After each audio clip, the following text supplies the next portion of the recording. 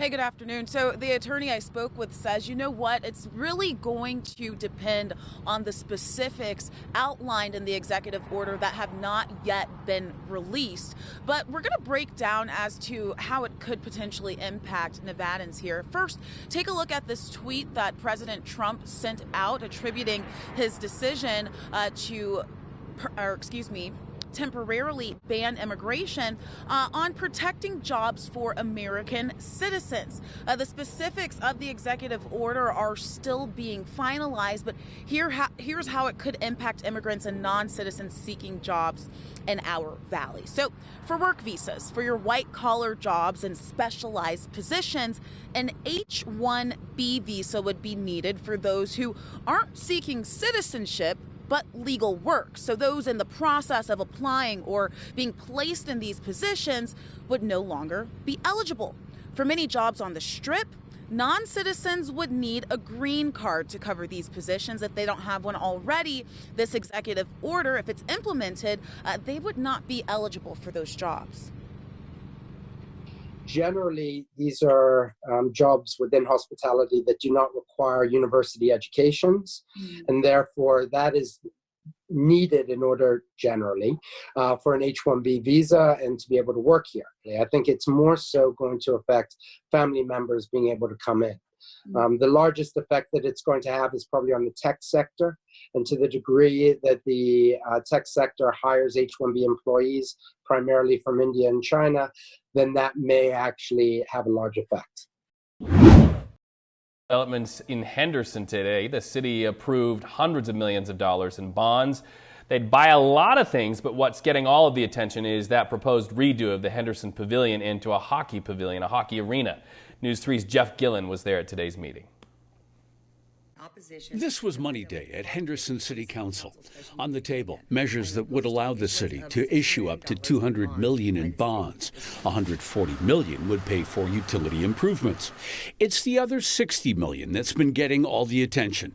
A big chunk of that would redo the outdoor Henderson Pavilion and turn it into a year-round event center with a hockey arena as the centerpiece. If anything, I have become more resolute in my opinion that the city should not incur any additional debt given the economic crisis that is squarely and without a doubt before us as a city. Councilman Dan Stewart is referring to an economy now on a virus-induced ventilator. He was on the losing end today. Both bond measures passed 4-1. Today's vote allows the city to issue bonds sometime within the next 2 years. Any project paid with that money, like the Pavilion Arena plan, would still have to come before council for approval.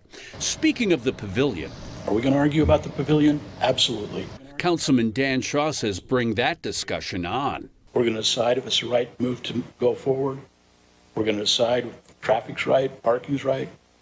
Sure, we're going to hash that out. But do we need to step up and be leaders and move this forward and pass these bonds? Yes, we do. The city says the bonds will raise no taxes because other bonds have been retired and others will be refinanced. And they point out the $60 million, for example, would buy a badly needed police station for West Henderson. Opponents don't argue that. They argue the pavilion in the busy heart of Green Valley Ranch. Were you surprised by the vote today? Not surprised at all. Is no place for hockey. That's not the right fit. That's not where funds should go. And the real work for us starts now in speaking with and convincing the community. In Henderson, Jeff Gillen, News 3. Now we're only a couple days away from the 2020 NFL virtual basement draft, and that means we're going to see a bunch of old school NFL general managers and coaches using technology, and hopefully not so bad. Now Raiders' Jon Gruden gave Zoom a go recently, and it wasn't an epic fail like Teddy Riley on Instagram, but it was amusing. Now, Gruden had former Vegas headliner Frank Caliendo giving his hilarious impersonation, first Gruden, then Caliendo. Excuse me, Professor Morris? Yes. My name is John Gruden. I'm the coach of the Raiders. I'm a little confused. I think I can see. Can no one can't see you. Nobody can see me, huh? Start it there. There you go. We did it. Thank God, my wife helped me out here. You can't see me? Okay, what do I need to do? I'm not a Zoom guy. A button on the phone or On the screen, okay. Here, how's it? Cindy! My wife is technologically advanced. Usually I got Gunther doing something like this. All right, so right in here, is that, how about, is that it?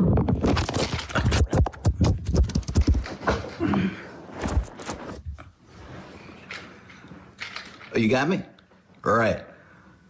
Draft's gonna go well, man. Really well. Looking forward to this, man.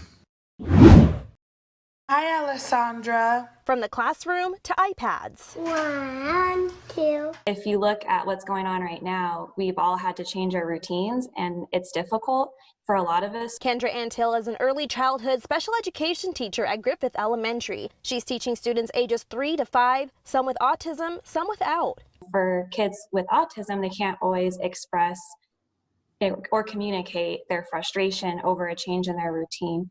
So it could be difficult for them, and they don't always have control over that. CCSD has about 42,000 special education students, and while all teachers are instructed to reach out directly to their students through distance learning, special education instructors face unique challenges. So for me, it's a lot about talking to the parents, seeing what they need individually, and then doing video conferences with the families and with the students.